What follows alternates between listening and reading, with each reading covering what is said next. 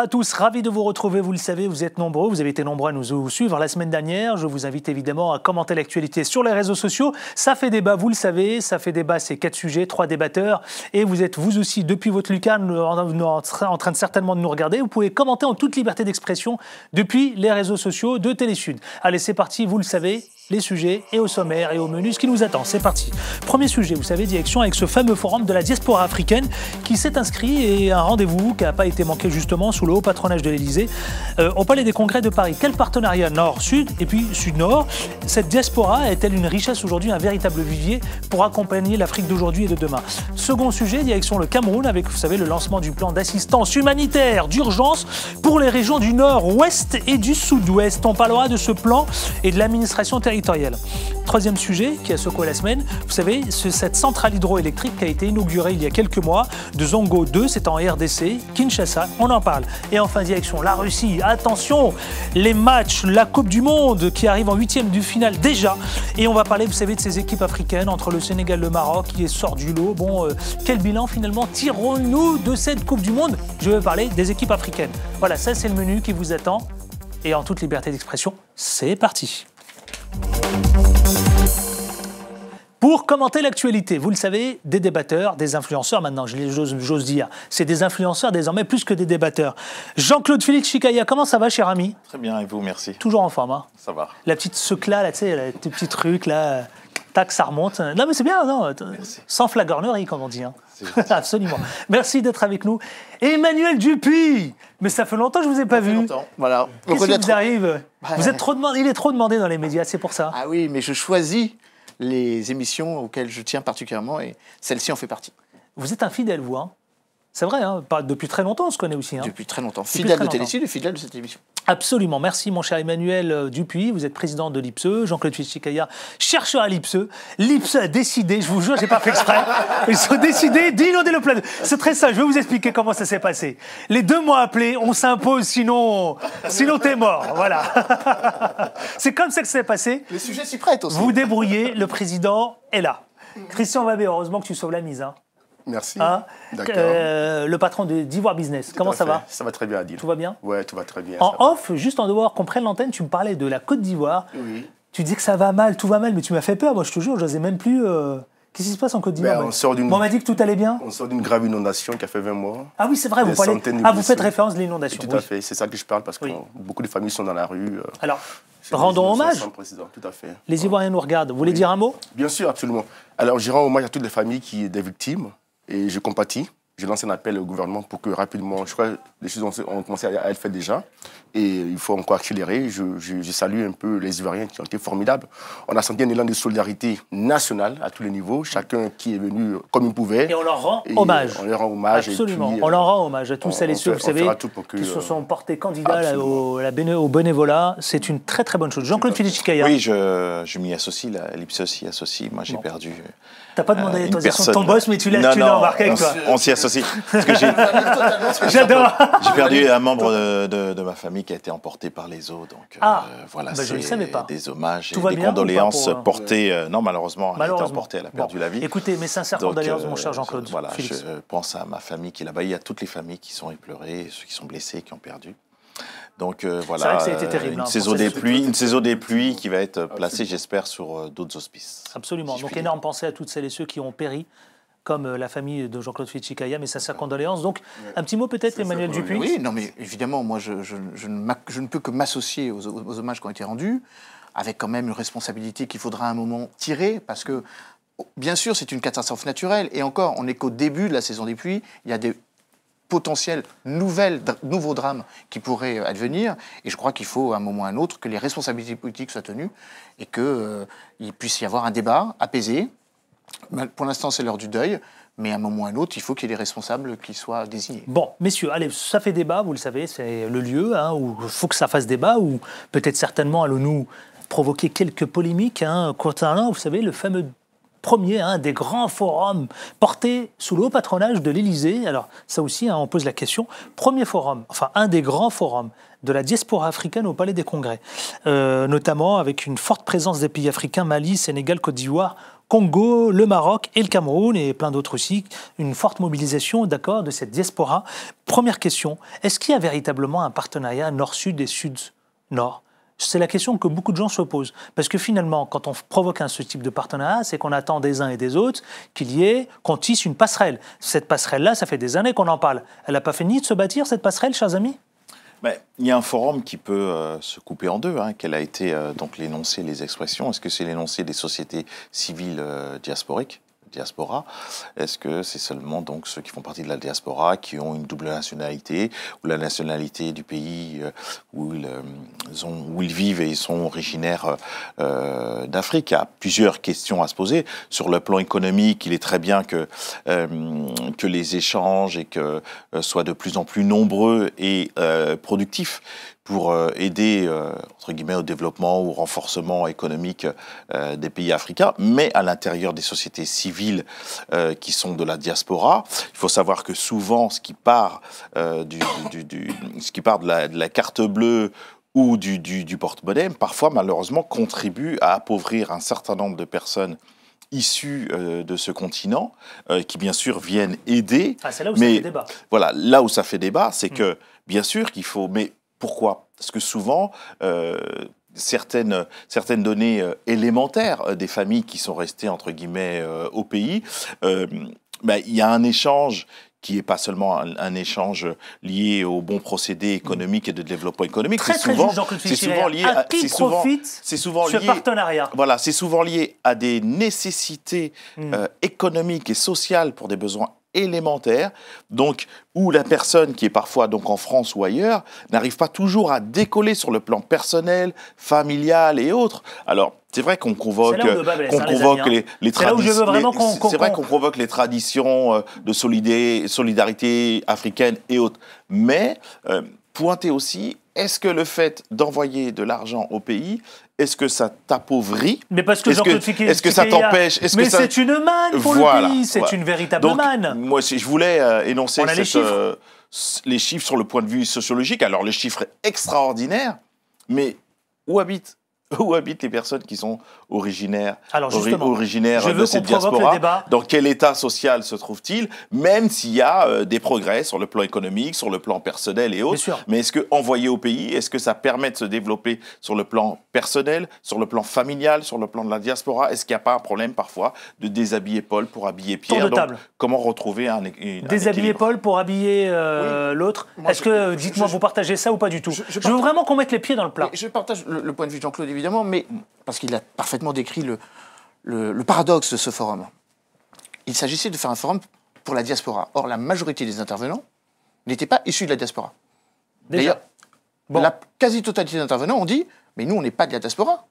On est issus d'une culture... On est des Euro-Africains avec une culture qui est chevillée au corps par rapport à nos origines familiales. » Pourquoi l'appeler le Forum de la diaspora? Alors, pour plusieurs raisons. Premièrement, parce que le président Emmanuel Macron, lors de son discours à Ouagadougou, a dit qu'il y a deux investissements que la France devait faire. Une relation franco-africaine à rééquilibrer vers davantage d'harmonie, moins de déséquilibre, et la prise en compte d'une jeunesse d'initiative, d'une jeunesse dynamique, qui fait qu'un certain nombre de répatres, comme on les appelle, rapatriés, peuvent aussi contribuer au développement non pas de leur pays d'origine, mais du pays dont sont originaires leurs familles. Et cette double dynamique a rendu possible ce forum.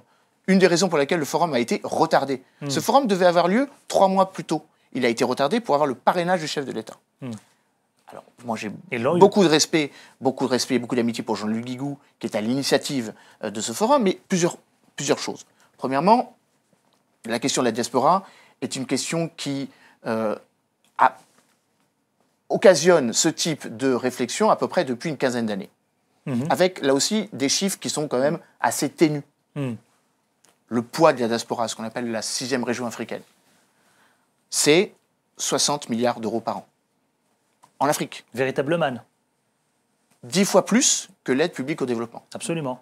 Donc, alors si on prend les chiffres mondiaux, c'est encore plus éloquent.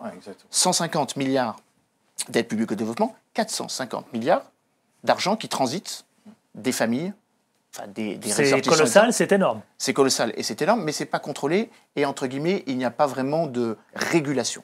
Donc, première question, est-ce qu'il faut le réguler ou pas? Si on le régule, ça ne va pas forcément aller dans la bonne direction, en tout cas dans les bonnes poches. Deuxième élément, sans vouloir être professoral et compléter ce qu'a dit Jean-Claude, et je suis certain notre camarade. Attendons notre camarade, attendons Christian Vabet, vous allez voir. Non, mais Christian aime la polémique. Peut-être qu'aujourd'hui, certainement... Non, mais je veux rentrer dans la polémique. Non, j'aime toujours débattre Mais, des sujets au fond. Mais c'était une pointe... J'étais à peine provocateur pour vous dire ça, justement. Non, mais justement, Emmanuel, après je donne la parole à Christian. Je veux provoquer notre camarade et initier le débat. 80% de l'aide de cet argent qui transite donc de la diaspora, enfin du nord vers le sud, va vers des secteurs qui ne sont pas des secteurs d'investissement, mais des secteurs de première nécessité. La santé, l'éducation et le logement. Tant qu'on n'a pas réglé ce problème, l'argent de la diaspora ne servira pas à créer de l'investissement et à créer de la Voilà, à quoi sert dynamique cette économique. diaspora? À quoi sert ce forum alors? Alors, ce forum sert peut-être à essayer de rentrer dans une question qui, jusqu'à présent, était On fait de la polémique. politique? Un peu.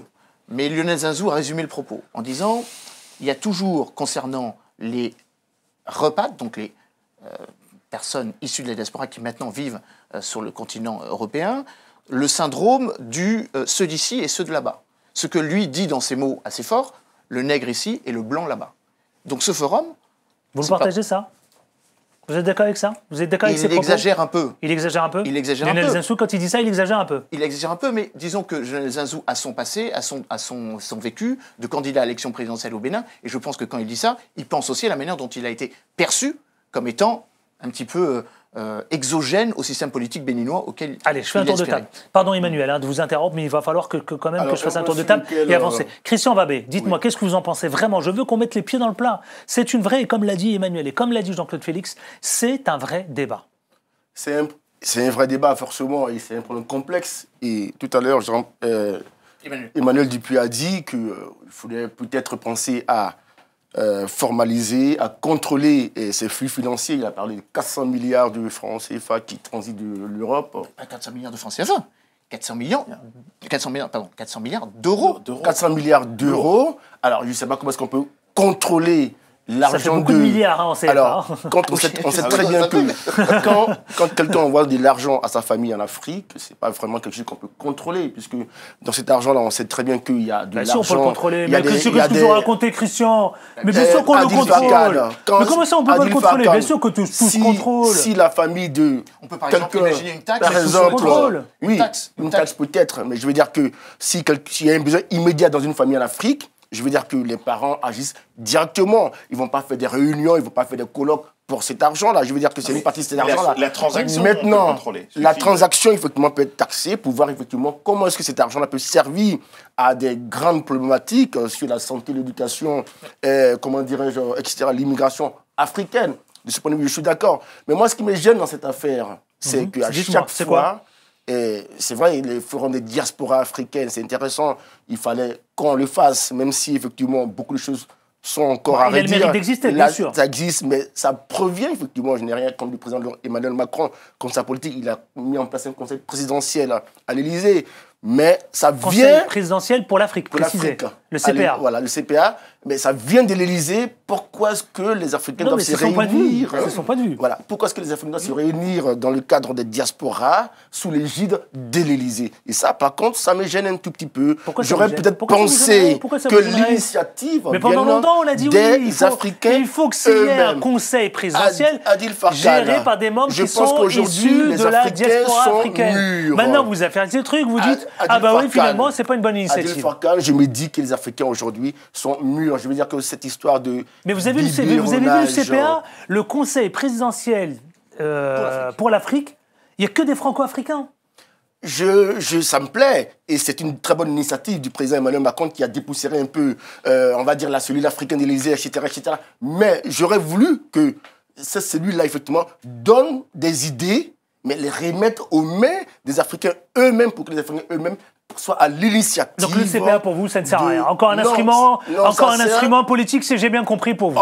On aura besoin de leurs idées, On aura besoin de leurs avis, mais encore une fois de plus, il serait intéressant que les Africains eux-mêmes prennent en main leur destin. Je vous sens agacé, hein, Christian, sur l'histoire du forum de la diaspora. Un peu agacé, parce que, je veux dire, si l'initiative vient de l'Élysée, forcément, on va se dire qu'il y a un agenda peut-être caché, puisque on en parle, on en reparle, on dit, on accuse les Occidentaux de tout et de n'importe quoi. Et une fois de plus encore, c'est vrai que c'est une idée généreuse, mais j'aurais peut-être pensé que, effectivement, les Africains, et là je n'accuse pas l'Élysée, je n'accuse pas la France, je dis que les Africains qui sortent de cet attentisme-là. C'est-à-dire que rien n'interdit. Rien ne les interdisait d'agir. Jean-Claude Chikaya réclame la parole. Par contre, ça, c'est pas bon. Jean-Claude Philippe Chikaya. Je crois que Vous êtes d'accord ou pas du tout avec ce que vient de dire Christian? Moi, j'ai quelques différences de point de vue. Dites-nous. Chaque personne d'origine africaine née en France ou ailleurs, qui fait partie d'une diaspora, ou des personnes qui sont nées en France, mais qui n'ont pas d'origine dans le continent africain. Ça ne veut pas dire parce que vous êtes du continent africain ou originaire du continent africain que votre vision empirique va être meilleure que, par exemple, un Suédois qui va travailler très sérieusement. Oui, mais Jean-Claude Philippe Chikaya, il dit quelque chose de très intéressant. Il dit, il reproche à l'Élysée d'instrumentaliser tout ça. C'est-à-dire, voilà, finalement, c'est un instrument politique. Est-ce qu'il y a, à partir du moment où on fait de la politique, c'est clair que c'est de la politique. Mais ça ne veut pas dire qu'à chaque fois, il y a instrumentalisation, notamment avec une visée tutélaire. Ce que je voulais dire, c'est que depuis que ça fait des décennies que l'Afrique, pour beaucoup de pays, est dans un état social et économique où nombre de familles doivent envoyer chaque mois ou chaque 6 mois, ou ceci, cela, faire preuve... Attendez, je finis juste.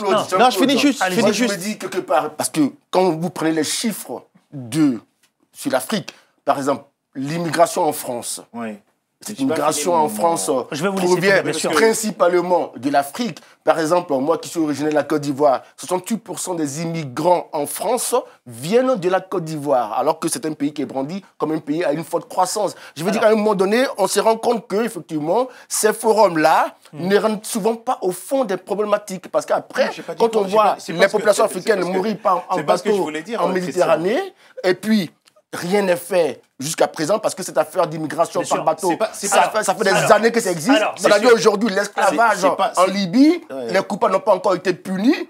Voilà des problématiques de fond.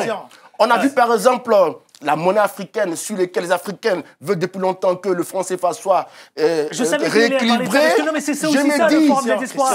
En fait, c'est les vrais problèmes qui rejaillissent tout le temps en permanence. Sont évoqués dans ce genre de forum. Alors, on veut bien, Christian, on veut bien le laisser finir, s'il vous plaît. Là, on était sur le plan de est-ce que cela a vraiment sa légitimité. Bien sûr que tous ces thématiques doivent être à l'intérieur de ce forum de la diaspora. Mais je pense que même si là, il y trouve un espace, c'est pas seulement dans cet espace-là que vont se prendre des décisions fortes sur le plan économique, sur le plan de la migration et autres. Bien sûr que ça doit être dans l'agenda, mais c'est pas ce que je voulais dire. Donc, sur le... c'est pour où ces décisions alors? Il y a d'autres endroits, il y a l'Union africaine, il y a l'Union européenne. Parce que, par exemple, si on parle de l'immigration, pour l'instant, qu'est-ce qui me choque, moi? C'est le silence assourdissant des souverainetés africaines. Justement. D'accord. Donc, juste fini. Laisse-moi finir. Bien sûr, j'ai pas dit que j'étais contre. Tu m'as coupé, tu m'as pas laissé finir.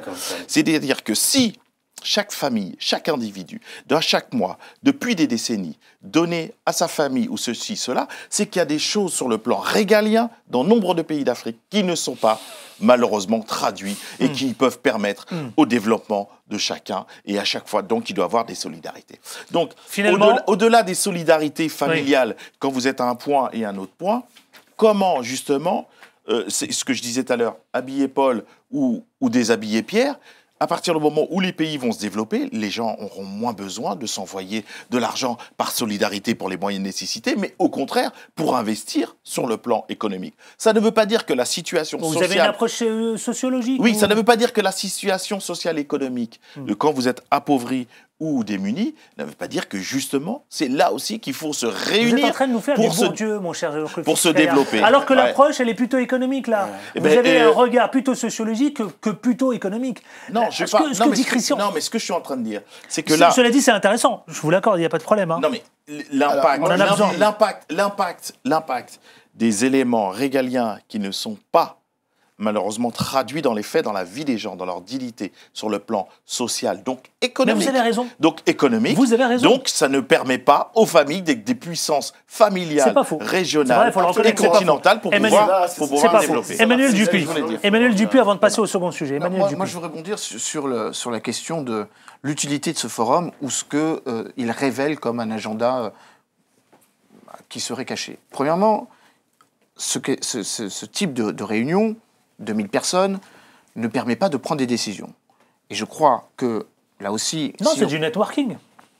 C'est même pas du networking. Enfin, ça peut être du networking. C'était en tout cas l'ambition qu'avait l'IPMED en lançant cette initiative. Mais c'est, me semble-t-il, et je le crains, une façon de ne pas s'atteler aux vrais problèmes. Je le disais, 60 milliards d'euros, qui est une manne financière importante, que l'on veut essayer de flécher vers des actions de développement, en mettant totalement de côté le fait que l'évasion fiscale en Afrique, c'est quasiment autant. Donc, voilà, on s'intéresse à la diaspora et on ne fait rien pour lutter contre l'évasion fiscale. Premier point. Deuxièmement, il faut avoir quand même, là aussi, une réalité de ce dont on parle. La question n'est pas entre le Nord et le Sud. La question est entre les États africains eux-mêmes, en rapport Sud-Sud, même pas Sud-Nord, Sud-Sud. 70% des migrations sont intra-africaines. Elles remontent, mais parfois, elles s'arrêtent en Méditerranée, avec cette réalité. Hein. Le pic des migrants, 1 million de migrants qui traversent la Méditerranée, a été réduit de 50%. On a sensiblement réduit. Il y a encore, malheureusement, et c'est dramatique, les personnes qui meurent en Méditerranée, qui choquent et qui provoquent l'opinion publique, mais la vraie question, maintenant, elle est au Sud. Donc, comme disait Christian, comme disait Jean-Claude, où est la souveraineté africaine? Où sont les positions africaines? Où est la vision afro-centrée? Il me semble que ce type de fora tend à réduire la capacité d'action des États africains. Premier point, et je fais très vite. S'il vous plaît. Deuxièmement, ce type de forum cache une autre réalité, qui est celle qui consisterait à dire que les entreprises doivent essayer de trouver de nouveaux marchés. Et les entreprises sont particulièrement intéressées par les marchés africains.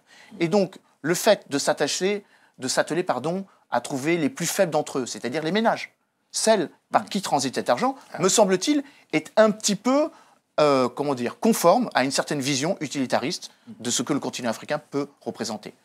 Moi, je crois qu'il y a des décisions à prendre ailleurs. C'est très bien que l'on puisse discuter, c'est très bien que l'on puisse évoquer cette jeunesse, encore une fois, d'initiative, je ne fais que paraphraser Emmanuel Macron, mais j'aimerais aussi qu'on puisse, là, nous, États européens, s'appuyer vers plus de libre-échange sur le continent africain. C'est une façon aussi d'enrichir les Africains. Le sujet est extrêmement intéressant, vous le savez. Hein. D'ailleurs, c'est pour ça que j'ai laissé volontairement le sujet durer. Si vous aussi, vous avez envie de débattre, commenter, analyser, apporter votre réflexion, n'hésitez pas sur les réseaux sociaux, à la fois sur Twitter, CF Débat, et puis sur la page Facebook de Télésud ou de celle de CF Débat. Allez, messieurs, je vous propose tout de suite d'aller en direction le Cameroun. Le Cameroun, vous savez, où le Premier ministre, chef du gouvernement, d'accord, fait son entrée dans la salle des conseils avec évidemment une volonté de vouloir intervenir dans des montées donc, concernant la sécurité, l'éducation, le social, l'agriculture, la santé, et puis la diplomatie. C'est le sujet qui vous attend. C'est parti.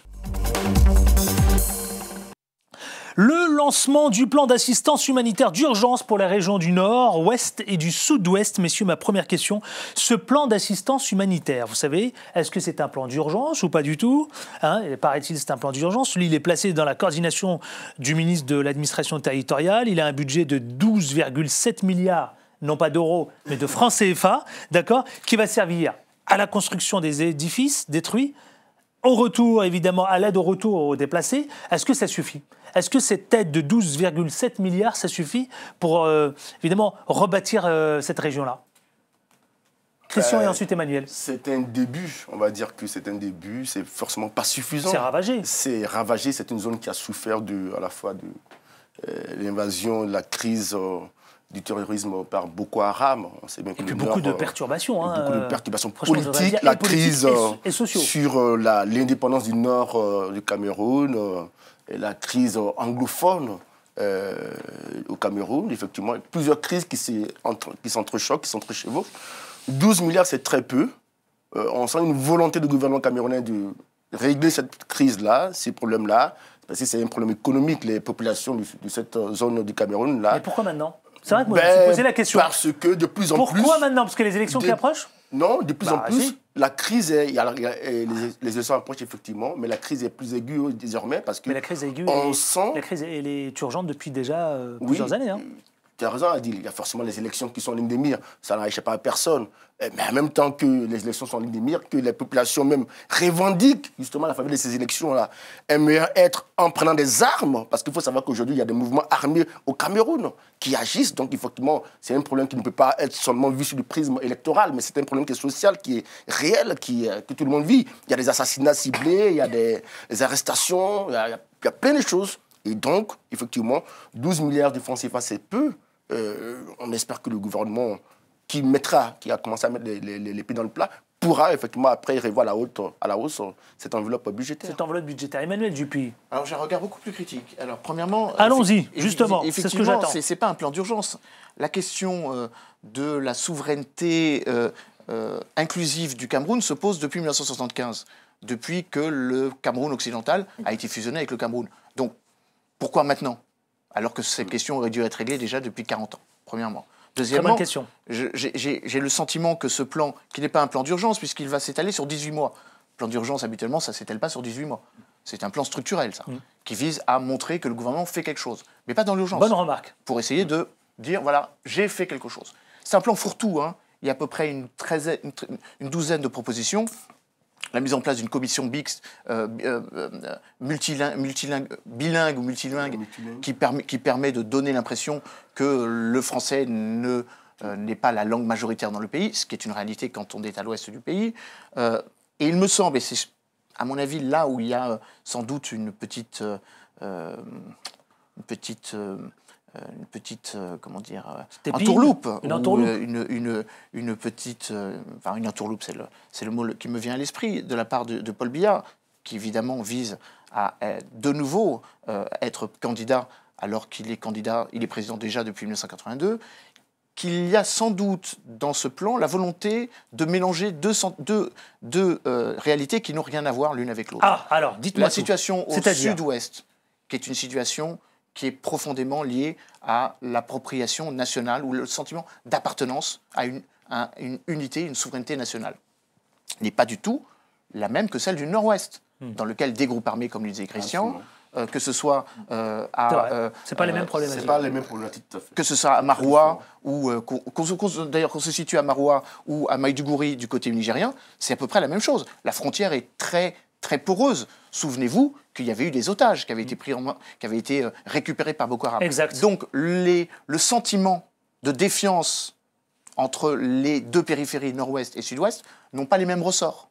Radicalisation d'une jeunesse qui ne se sent pas suffisamment prise en compte dans le développement du pays, qui bénéficie, malgré la chute du pétrole, la chute du prix du pétrole, aussi d'une capacité financière qui n'a été mal exploitée, et au sud-ouest, des velléités d'indépendance que l'on peut trouver, par exemple, au Nigeria, avec le Biafra, quelques années précédemment. Avec là aussi un paradoxe, c'est que le Cameroun est un État en développement, alors que le Nigeria est un mastodonte économique, avec un PIB de 421 milliards de dollars.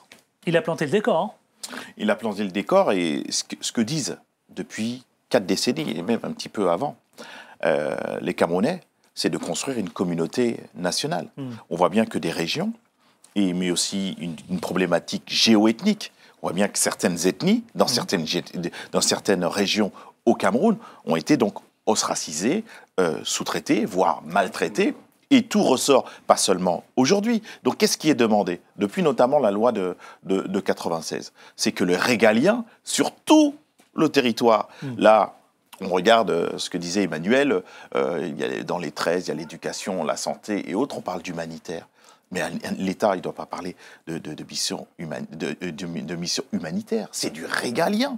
Du régalien. Absolument. Donc du régalien sur toute toute la communauté nationale, mais aussi sur le plan philosophique. Comment ils appréhendent ces populations, comment ils parlent de ces populations. Vous ne croyez pas si bien dire, justement, messieurs, justement, regardez, vous savez quoi, j'ai noté 2-3 trucs, moi, qui m'ont un peu interpellé. En dépit des bonnes dispositions du gouvernement, il faut le reconnaître, hein, vous l'avez tous rappelé ici, des extrémistes de la diaspora et des relais locaux se sont déployés, ou employés plutôt, à substituer, d'accord, aux revendications corporatistes. Alors, un projet sécessionniste, pour la surenchère, vous savez quoi ? La manipulation des pressions diverses, ils ont commencé par provoquer un blocage du dialogue. Eh bien, messieurs, je vais faire vraiment. Quelle est votre réaction quand je vous livre ça ? Le dialogue, c'est urgent. Je veux dire qu'on ne peut pas bloquer le dialogue s'il y a des groupuscules armés sécessionnistes qui bloquent le dialogue. Je veux dire que... Mais là, c'est plus profond que ça. Hein. Mais pourquoi, on se pose la question, pourquoi bloque-t-il le dialogue ? Est-ce que réellement, est-ce que comment dirais-je, ce qui est mis dans le package... Peut-être qu'ils ont envie d'élaborer un plan, j'en sais rien, je sais pas. Le problème, c'est souvent on parle de dialogue, mais souvent le panier est vide en réalité. C'est-à-dire que les sujets de dialogue ne reflètent pas effectivement les raisons, les causes des turbulences au niveau de ces populations. Là, il y a une certaine folie meurtrière quand même. Maintenant, c'est clair qu'on sent qu'il y a une action d'action et réaction. Parce que quand il y a des marches qui sont interdites, par exemple au niveau des populations, par exemple du sud-ouest, les populations sécessionnistes qui veulent la sécession des zones anglophones, on voit qu'il y a la BIR, la Brigade d'intervention rapide au Cameroun, qui est vraiment une armée dans l'armée, qui réprime dans le sang. Les images ont fait le tour de la toile. On voit qu'il y a les aspirations des populations. Donc, quand les populations veulent d'abord que les morts, on puisse savoir de quoi ils sont morts, parce que souvent, il y a des interventions qui sont faites souvent un peu dans la plus grande brutalité, sans aucune commune mesure, avec effectivement des revendications politiques. Quand des familles entières sont décimées pour rien du tout, après on parle de dialogue, vous comprenez que les populations veulent d'abord penser leur mort, pleurer leur mort, et puis savoir pourquoi est-ce que les populations, pourquoi est-ce qu'on a tué leurs parents. Après cela, ils peuvent maintenant être présent à la table du dialogue. Donc il y a tous ces préalables-là qui font qu'effectivement, ils pourraient bloquer le dialogue et on arrive à cela. Emmanuel Dupuis. Moi, je trouve qu'effectivement, la ficelle est un petit peu grosse. Premièrement, le dialogue a été rompu par une structure très bien organisée, qui est le syndicat des avocats. Et donc, effectivement, le gouvernement a peut-être pris peur de cette capacité, non pas de dialogue, mais d'incarnation d'une opposition. Une société civile qui se prépare à une alternative politique, ou en tout cas... Qui se politise. Et qui émet des revendications. Alors, parfois, et même souvent, et ce n'est pas l'apanage du continent africain, on a tendance à dire que quand il y a des groupes qui sont structurés, corporatistes, on les dénonce comme organisation terroriste ou comme groupe armé ou comme capacité avec une capacité de nuisance, en oubliant une réalité qui, hélas, est une réalité particulière, domestique au Cameroun. Il y a toujours eu beaucoup de violence électorale et qui s'est soldée par un certain nombre de victimes. Là, on estime que la crise aurait déjà provoqué 80 morts. C'est oublier que les campagnes électorales qui opposent le parti du président et le principal parti d'opposition, le Socialist Democratic Front, parfois se sont terminées entre des militants qui se tiraient dessus, même parfois d'ailleurs au sein même du parti. Le SDF, entre Frundi d'un côté et Mouna de l'autre, s'est scindé et il y a eu 17 morts lors de la précédente élection, puisqu'ils n'étaient pas d'accord sur la voie à suivre. C'est devenu un peu l'opposition, on va dire, conviviale, sauf aujourd'hui. On va dire que autorisé, puisque le président Biya reçoit côté. C'est bien ce que je disais. Le leader du SDF, John Frundi. C'est bien ce que je dis. Donc, à côté la menace n'est même plus ce côté. Non, mais justement, c'est précisément ce que je dis, Christian. À partir du moment où la menace n'est plus dans le parti officiel, point une autre menace structurée dans laquelle on n'a pas prise. D'où le fait de l'ostraciser. L'élection présidentielle est du barreau des avocats. Maître Akere Mouna était le bâtonnier de l'ordre. C'était un ancien bâtonnier, donc on peut dire on peut l'accuser de tirer, on va dire... Et rappelons que le père de Bernard Mouna et d'Akere Mouna était président de l'Assemblée nationale anglophone. Voilà, donc eux-mêmes sont automatiquement liés à ce mouvement de rébellion. Il y a eu un sous-traitement historique de la question anglophone au Cameroun, qui ont été ostracisés dans plusieurs domaines, qui est une partie de ces anglophones qui va y aller de manière constitutionnelle, vers constituer leur propre région et pays. C'est pas seulement propre au Maroc, propre au Cameroun. Pourquoi le Maroc ? Non, c'est propre au Cameroun. Je suis désolé. Il a raison. Propre. C'est similaire. C'est pas... Je suis désolé. Propre au Cameroun, c'est-à-dire qu'à partir de... Subitement, il penche au Maroc. Je suis désolé. Je ne sais pas ce qui se passe. Dès qu'une communauté... Peux-tu penser au Maroc à ce moment-là? Dès qu'une communauté nationale est fragilisée sur le plan régional... Pardon, on peut faire une petite parenthèse, mais Oui. bon, voilà, ça nous a permis un peu de parler du Maroc. Voilà. Dès qu'il y a sur une communauté nationale où il y a une région qui affaiblit sur le plan d'un ostracisme politique, économique et autres, quand cela dure, il y a toujours une partie de ceux qui sont ostracisés qui veulent faire sécession. Donc, qu'est-ce qui est dit depuis des décennies au sein même majoritairement du Cameroun? C'est que les missions régaliennes et une construction de la communauté nationale doit se faire. Et ce qui a été dit et souligné, la vie politique jonchée de violences, des attentes non traduites dans les faits sur le plan économique, sur le plan social économique, trouvent des oppositions légitimes qui essayent de s'organiser, des terreaux qui essayent de s'organiser sur le plan démocratique et politique, et d'autres malheureusement des dérives, mais aussi des dérives qui viennent aussi malheureusement impacter la vie politique. Attention à ne pas balancer comme ça des mots comme ça. Non, mais on de quel ordre? On peut préciser des terreaux qui sont soit contrôlés et donc peuvent contribuer à créer une vraie opposition au président Biya, ou non contrôlés. Justement, c'était ma question. C'était ma question d'après. Est-ce que vous avez le sentiment qu'avec tout ça, il y a une opposition farouche qui est en train de se préparer, et Biya a senti, voit le truc arriver, et là il y a l'inquiétude grandissante au pays. Bien sûr. Bien sûr. Moi, c'est le sentiment qui parce que les avocats sont monter comme information. Parce que les avocats sont très respectés. Ils sont d'autant plus respectés. Et ils sont puissants avant d'être respectés. Ils sont riches et puissants. Et puis ils ont l'argent, ils ont la manne. Et puis accessoirement, les investisseurs. Parce qu'il ne faut pas oublier que le Cameroun est au cœur d'investissements massifs. Le pipeline qui va du lac Sag à Kribi, la mise en place d'investissements... Kribi, rappelons-le au passage, station balnéaire, hein. Kribi. Aussi. Station balnéaire. Voilà, belle station balnéaire. Belle station balnéaire dans laquelle les investissements anglo-saxons sont massifs. Donc là aussi, le président Biya essaye de jouer l'opposition linguistique, mais c'est pas tellement une opposition linguistique, c'est une façon de concevoir la vie politique. Le président Biya craint d'être chassé comme a été chassé le président Blaise Compaoré. Blaise Compaoré, c'était les étudiants. Là, ce sont les avocats qui expriment d'une certaine façon des revendications qui seront suivies par d'autres. Voilà. Et puis il y a une certaine usure, des pouvoirs, des mécanismes qui reviennent à chaque fois pour, semble-t-il, calmer une population et autres. Non, je pense que là, le ras-le-bol est complet, des coalitions se font. Il y a une partie... Il y a une partie... Est-ce qu'il y a une espèce de ras-le-bol ou pas?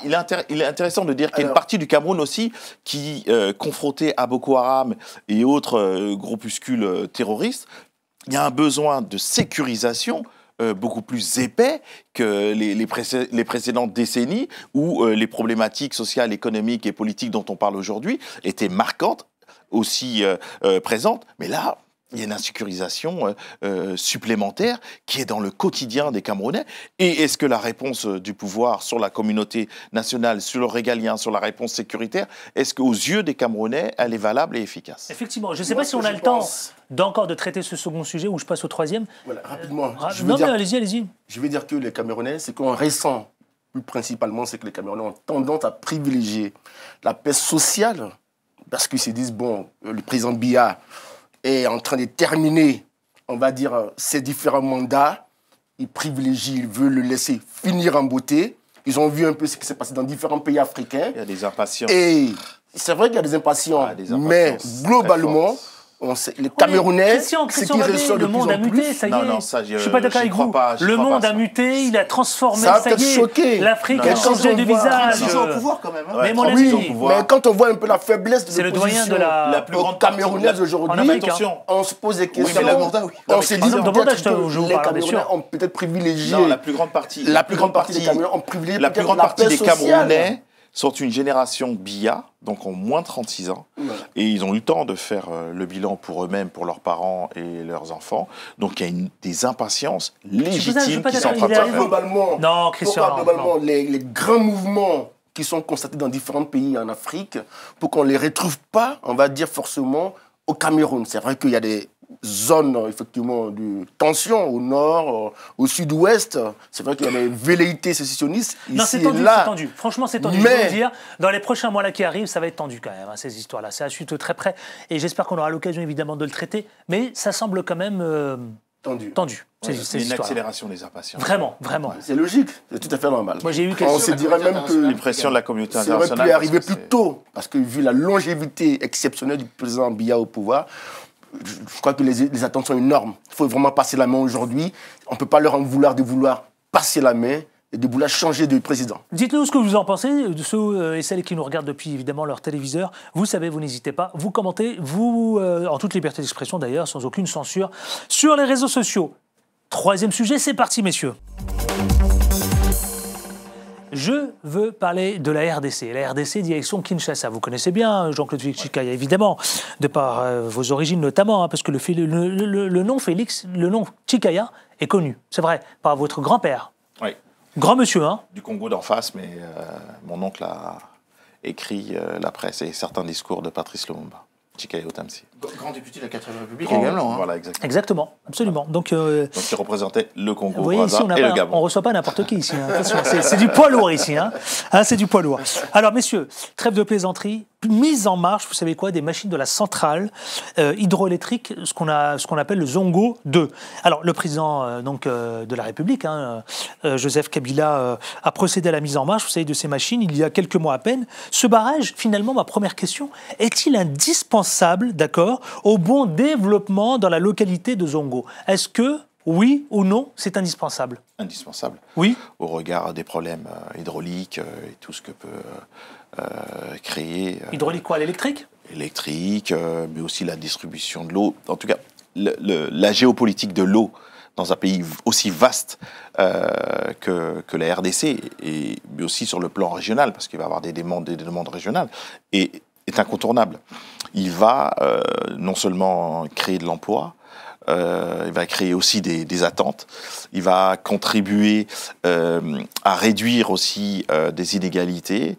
C'est un projet qui est le bienvenu, qui était urgent d'être remis ou mis en place d'une façon renouvelée en tout cas pour cette région et même donc pour la RDC et sur le plan aussi régional. Jean-Claude Félix Tshikaya, il parle de création d'emplois, il parle d'un développement économique. Moi, je vous pose la question d'après. Est-ce que c'est un enjeu décisif, vous savez quoi, sur le développement et la croissance? Emmanuel Dupuy. Oui, mais pour répondre aussi à la première question, bien sûr que ce projet, qui est lié d'ailleurs à l'autre projet INGA, dans sa phase 1, 2, déjà réalisée, INGA 3, qui a commencé en 2017, est indispensable. Pourquoi?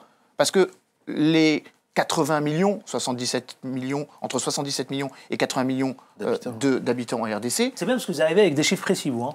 Parce que c'est un pays que je connais aussi. Il n'y a que 9% de la population qui Autant que Jean-Claude Tshikaya? Ah non. Non. Mais Jean-Claude Tshikaya m'a initié à la RDC. Au Congo, attention, Emmanuel Dupuy, vous savez quoi? Méfiez-vous de l'élève qui dépasse son disciple.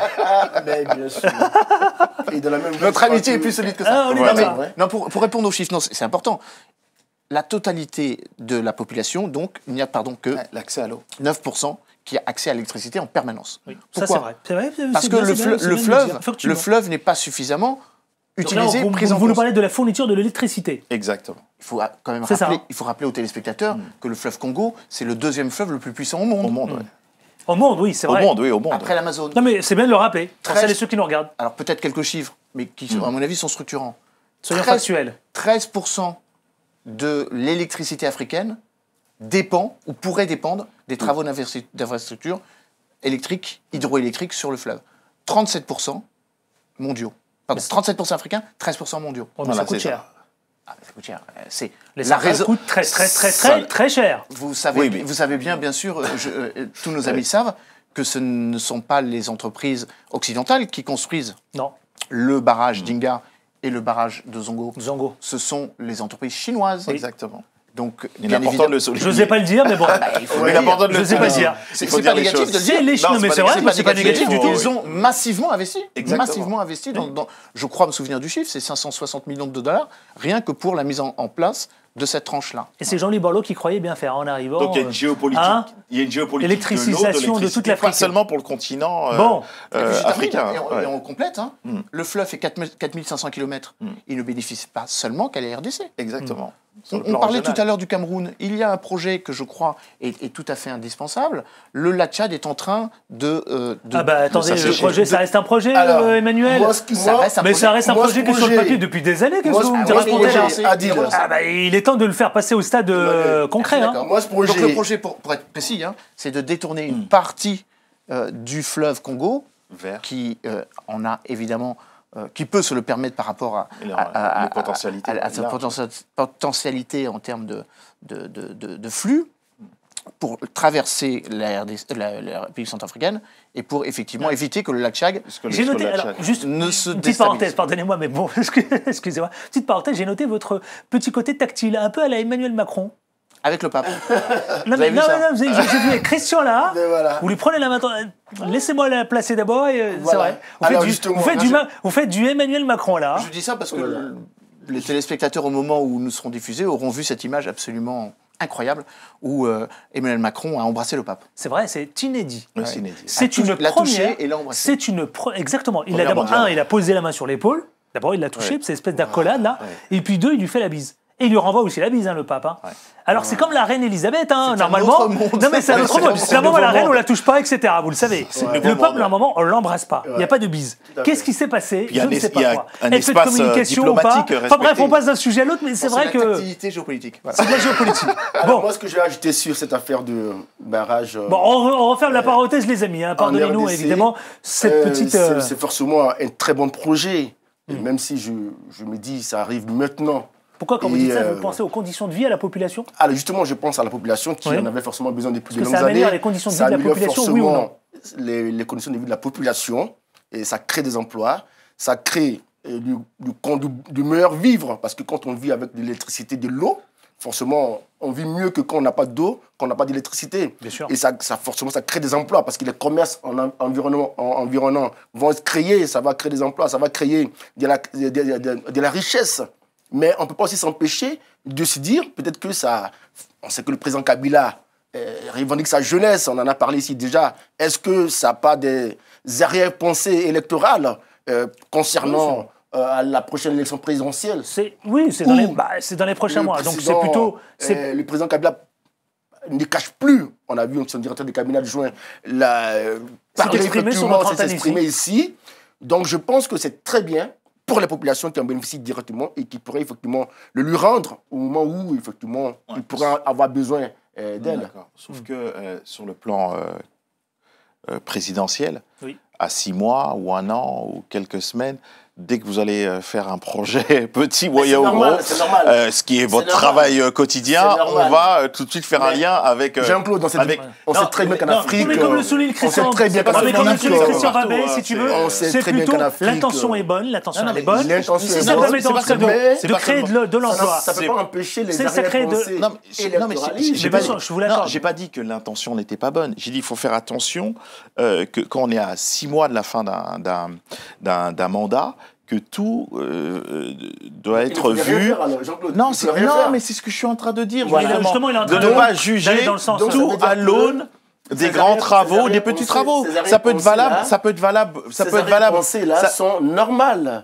Oui, mais c'est du point de vue des opposants. Non, mais qui vont se dire, je suis en train de dire, faut faire attention. Le président, tout à l'heure, on a parlé par rapport au Cameroun. Je pense que le président Kabila ne peut pas échapper à ça. En tout cas, lui, si vous voulez, il a permis. Je voulais juste le souligner. Le Cameroun, il a permis. On a dit qu'au Cameroun, 12 milliards en cette période préélectorale, forcément en RDC aussi. En tout cas, moi, ce qui m'intéresse, si vous voulez, c'est que le Joseph Kabila, effectivement, en voulant déployer toute cette, évidemment, ces infrastructures et puis surtout ces grands travaux, ces grands chantiers, ça permet surtout d'avoir cet enjeu de croissance. C'est là où moi je fais un coup de projecteur.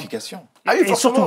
Création de richesse, création d'emplois, forcément augmentation de la croissance. C'est normal, ça va de pair. Emmanuel Dupuy. On entend souvent fleurir... Je crois qu'il nous reste peu de temps là pour le sport, mais bon, je ne sais pas si j'aurai le temps. Les critiques habituelles en disant « Ah, ce sont les Chinois qui vont bénéficier du contrat ». Non, les Chinois, comme je le disais, ont investi. D'ailleurs, il n'y a pas que les Chinois, puisque sur l'autre barrage, Inga 1 et 2, ce sont les Espagnols qui fournissent les turbines. Donc c'est normal qu'il y ait cette coopération. Maintenant, ce qui est intéressant pour le caractère inclusif, c'est que 15% des bénéfices sont de toute façon reversés à la SNEL, à la Société nationale électrique. Donc il y a aussi une volonté de répartir les dividendes de ce méga projet. Ce type de projet, d'ailleurs, c'est pas seulement en Afrique. 15%, c'est pas peu. Bah, c'est déjà beaucoup plus que dans d'autres Ça rappelle le contrat de l'époque quand Elf travaillait vraiment en Afrique en toute liberté. Je crois que c'est pas ce qu'il faut retenir. Ce qu'il faut retenir que dans ce type d'infrastructures, qui sont quand même des méga projets, il y a forcément une coopération internationale. Donc il ne faut pas s'offusquer du fait qu'il y a des investissements massifs qui viennent de l'étranger et que ces investissements bénéficient aussi aux populations. Pas seulement en termes d'électricité, mais par rapport à la capacité financière que cela messieurs, il nous reste, vous savez quoi, quelques minutes pour clore l'émission et rendre l'antenne. Vous savez, je vais parler direction de la Coupe du Monde d'abord et de la Russie. Vous suivez un peu le football? Un peu. Absolument. Un peu? Beaucoup. Beaucoup. Vous, beaucoup. Vous, beaucoup. Vous, un peu et un peu. Messieurs, allez, on va parler des équipes africaines. Coup de zoom et coup de... Vous voyez, ma langue fléchie. Coup de zoom, coup de projecteur sur les équipes africaines. C'est parti, Sabir. Je vais commencer par parler, vous savez quoi, de l'équipe sénégalaise. Alors l'équipe sénégalaise qui, elle, pouvait facilement valider son billet pour les huitièmes de finale. Ils étaient bien, ils étaient carrément, franchement, il faut le reconnaître, ça a été l'une des équipes qui a le plus brillé durant cette Coupe du Monde 2018 en Russie. Alors, et puis dès dimanche dernier, il y a quelques jours, le Sénégal a grillé un peu cette cartouche. Je dirais, oh, que dis-je, cette belle cartouche, en partageant les points avec qui? Là où le soleil, le vent. Le soleil et le vent, c'est qui? Japon. Le Japon, les amis. Ouais. Bah oui. Alors, qu'est-ce qui s'est passé? Quel bilan doit-on tirer? Et puis le Maroc, il s'en sort plutôt bien avec l'Espagne, parce que poids lourd, et puis poids qui se débrouille plutôt bien, là, ils sont sortis plutôt la tête haute. Alors messieurs, quelle équipe doit-on tirer comme leçon? Quelle leçon, quel bilan doit-on tirer de ça? Alors, moi, je pense que les Sénégalais, c'est un peu l'euphorie. Ils ont commencé en fanfare, sont rentrés dans la Coupe du Monde vraiment à la tête haute. Ils ont remporté le premier match. Et on a senti un peu une baisse du régime, c'est-à-dire qu'ils se sont dit, bon, on va y arriver. Il y avait une volonté, il y avait déjà dans leur esprit la satisfaction d'être bien rentré parce qu'il y avait les ententes étaient énormes, je vais dire, par rapport au Sénégal, par rapport à la Russie sénégalaise. On a vu l'engouement créé au Sénégal par cette victoire-là. Est-ce qu'ils ont été un peu grisés par cette victoire? Est-ce qu'ils ont manqué d'expérience? Oui, c'est là. Paraît-il, c'est l'expérience qui fait le détail. Voilà, l'expérience a manqué dans cette équipe qui, effectivement, c'est une grande rencontre, c'est une grande Coupe du Monde, effectivement. Et ces gens de Coupe du Monde, là, il faut savoir que c'est sur la durée. C'est pas un seul match, c'est plusieurs matchs. Il y a 3 matchs pour se qualifier. C'est pas après un match qu'on va se dire on est déjà arrivé, on n'est pas encore arrivé. Donc c'est ce qui est arrivé au Sénégal. Et c'est vraiment, bon, ils peuvent encore se qualifier. Il y a encore un match qui leur reste. Ouais. Bon, maintenant, par rapport au Maroc, c'est plutôt l'inverse, je crois.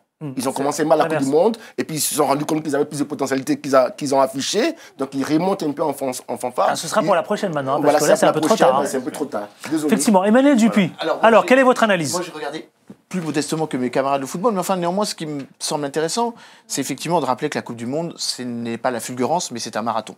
Et qu'on peut ne pas être bon dans les premières phases, mais il faut être bon dans les matchs qualificatifs.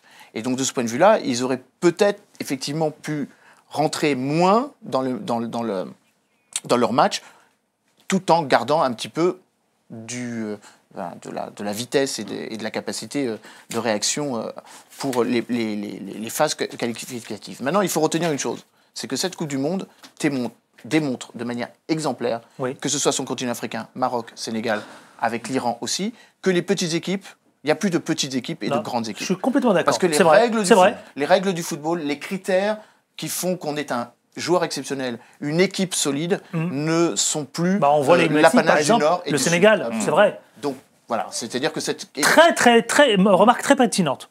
Moi j'aime bien, maintenant, je prends. Et dans 4 ans à Doha, on va voir émerger de plus en plus des émergents dans le football qui correspondent à une donnée géopolitique qui est indéniable. Le monde est en train de changer. Ouais, attention, le monde footballistique. Il y a une nouvelle géopolitique qui émerge. Quant au Japon et le Sénégal, moi je voyais 50-50. Le Japon avait fait déjà un premier bon match.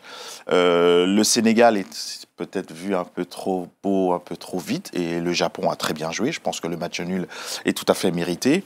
Dommage pour le Maroc qui, pour moi, a fait un bon mondial, sauf devant l'Iran, mais l'Iran a très bien joué. Très bien joué. Donc on pourrait. Le gardien est en train d'être classé parmi les gardiens d'exception, paraît-il. On veut souligner une contre-performance du Maroc, mais où est-ce qu'il faut aussi souligner une grande performance de l'Iran qui a été confirmée. Alors, certains sont perses et d'autres sont africains. Pendant les 3 matchs. C'est juste là la nuance.